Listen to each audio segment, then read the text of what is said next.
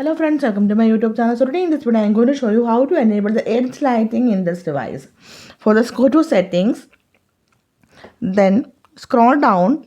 Here you can see the option personalize. Tap on this one.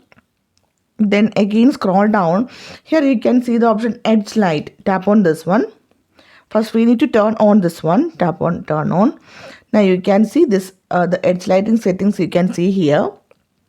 So you can change the color. Actually here you can see the option when in the incoming call scheme. Now you can see the phone will display like this edge lighting. You can see here. You can change the color. When you get the notification also, you can see the edge light. You can change the color like this. You can see. So if you want to you can see all these times we can enable the edge lighting. When you're getting the incoming calls, you need the edge lighting, you need to turn on this one.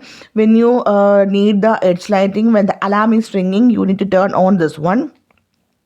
When you get any notifications, you need that edge lighting, you need to turn on this one. Okay, so simply in this way you can enable the edge lighting in this device. So hope you guys enjoy this video. Thank you for watching. Thank you. Bye bye.